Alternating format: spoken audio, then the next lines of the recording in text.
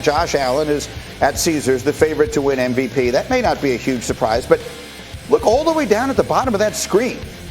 Aaron Rodgers, who quarterbacks the Green Bay Packers, who beat an unbeaten team last Thursday night without basically any of his weapons, and has his team sitting at 7-1, is all the way down that list. And that just struck a lot of us as interesting. Did it strike you as interesting? I mean, I guess. I don't think that he should be the top of the list. I think it should be Matt Stafford. Like last year, the Rams offense was 22nd in efficiency. You know what they are right now? They're first. Matt Stafford leads the league in QBR. I think the next guy has 15. He's number one in EPA. Like he's doing all the things that you want him to do. And how do you measure value? By numbers like that. Like last year, they were bad at offense. This year, they are now the best in the league at offense. So, I mean, I understand why people are uncomfortable with where Aaron Rodgers is, but even that big game that you're touting for why Aaron Rodgers should be higher on this list, he was mediocre in that game. Like, he was a game manager in that big win, which is fine, but that's what he was. Well, I don't know. Considering the fact that he had Graziano and I as his primary receivers on the outside, I'm not convinced that he didn't do exactly what he needed to do to win the game. He did. But what he needed to do was not to light it up. Like, he was all right. He was checking down. He was throwing screen passes. He wasn't turning it over. He wasn't MVPing. Saturday, who's your MVP right now? That's what makes you the MVP, is that when you don't have your best guys,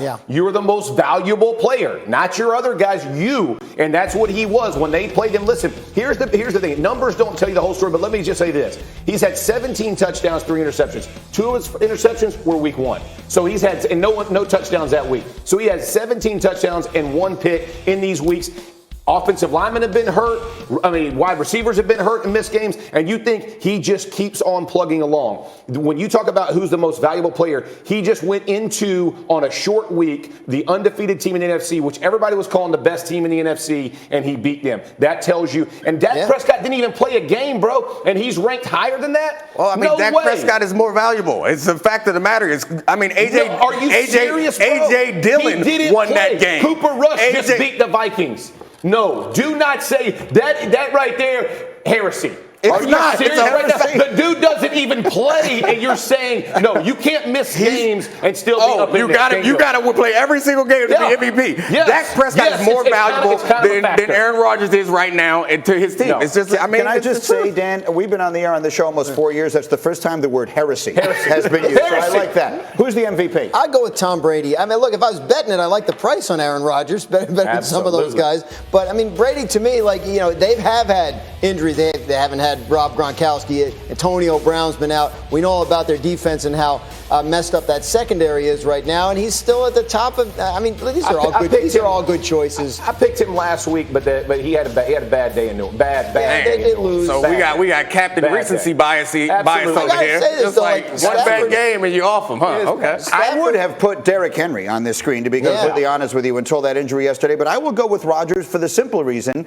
that I think he's leading the least good team. If you look at the team that Dak Prescott has, and the team that Tom Brady has, and the team that Matt Stafford has, and I forget who else was on, that Josh Allen has, I think that Aaron Rodgers is doing more with less. And when you're splitting hairs, as we are, between any of these perfectly worthy contestants, that's the way I You didn't know he was about to alley-oop you like that, did you? You didn't know I was going to just toss it up, and then here comes Green. But I'm fine at the rim like Giannis, ready to block that foolishness, because I watched the game. The Arizona game, I watched it. Like, Aaron Rodgers is a great quarterback, but you can't say he's doing more with less when you watch that game. The defense played well. The running game was outstanding. The screen game was outstanding. In that particular game, they showed that there is more to that team than just Aaron Rodgers. The Cowboys definitely didn't show that with Cooper Rush. The college crew was standing by. They had like we will come back 9 to this, points. I promise. But tonight's a very big night, because several hours after the NFL trade deadline, the first edition of the college football playoff rankings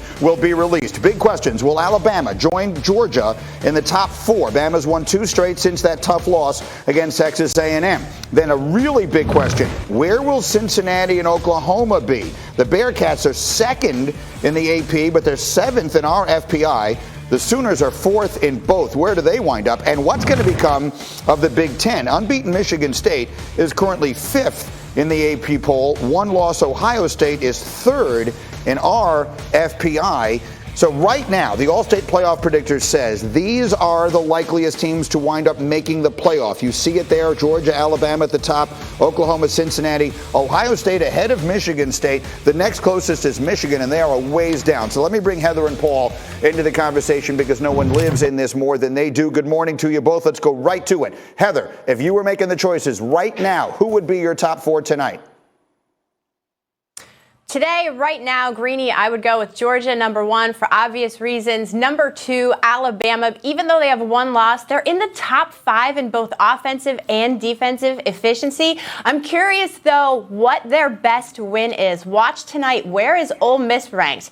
And then at number three, I have Michigan State. Kenneth Walker III should be on everybody's Heisman watch right now. What he did against Michigan was outstanding. And then at four, I've got the Bearcats. Their win against Notre Dame, to me, trumps anything that Oklahoma has done to this point, but I'm very curious what the committee does with them because their strength of schedule right now is 100th in the country, and their past two wins against Navy and Tulane, those teams are 3-13. All right, Paul, I'm just going to put yours on the screen because I know you have the same four. So I will just sort of shift the question to what are the most important things to look for tonight? What will you be watching as we see what your four are? Again, they're the same as Heather's. What will you be watching most closely for? It's election day in America, and you always hear the same things, Florida, Florida, Florida. It's Cincinnati, Cincinnati, Cincinnati. Where do they land, Greeny? If they are at the 4 line or below, forget about it. They need to be high because their schedule does not help them the rest of the way. They have one good game left, and even that game against SMU has been devalued. The Notre Dame game, it's very big. That's a huge win, and Notre Dame has helped them, but nobody else has. That Indiana win now is pure garbage, and they had better watch out. So keep your eye on Cincinnati, and as Heather said, other opponents like Oklahoma, Ohio State, Oregon. There are a million other things to keep your eye on, but Cincinnati's the key. All right, two others I want to get to quickly if I can here, and you mentioned it's Election Day, so speaking on behalf of all of us from the upper Midwest, Heather, is there a scenario now where the Big Ten gets left out of this party entirely? Well, sure. And to Paul's point, watch tonight if the selection committee has Oregon over Ohio State and values that head-to-head, because at the end of the day, that could matter if they're both equal. But I think the most realistic scenario for that to happen would be an upset in the Big Ten championship game, two SEC teams, and then you're looking at Alabama, Georgia. You can have a combination of Oklahoma, Cincinnati, and Oregon somehow fitting in those 3-4 spots. And then the final thing I want to get to today, to your dismay, Heather, because after the Michigan State game, which for my money was the best football game played this year at any level, Heather goes on Twitter and says, well, I guess Greeny doesn't have to ask Paul about Harbaugh this week, LOL. To which I immediately responded, are you kidding? There's never been a week to ask Paul better than this week to ask Paul. Paul, what do we say after Michigan has a 30-14 lead against Michigan State and somehow manages to lose a heartbreaker? What do we say about that loss and what it means for Jim Harbaugh and Ann Arbor? Greeny, I'm the Grinch that stole everything, but even I can't get too upset with that loss. It was such a great game, and I think this Michigan team looks better than I've seen it in a number of years. Having said that, let's get to the reality. He can live with that loss. He has Penn State ahead, and then he has the end of the season game at Ann Arbor. And if he loses those two games, then I think we're right back to square one, whether Jim Harbaugh should stay or maybe find a job elsewhere. It was an incredible game. I agree with you. But, I mean, when you're up 30-14 in the second half against your rival, you're supposed to find a way to win that game. All right, we'll see what happens tonight. We'll talk to both of you guys tomorrow morning. Thank you for getting up. It's a huge day in college football. As we continue, Patrick Mahomes and the Chiefs survived, but it wasn't pretty.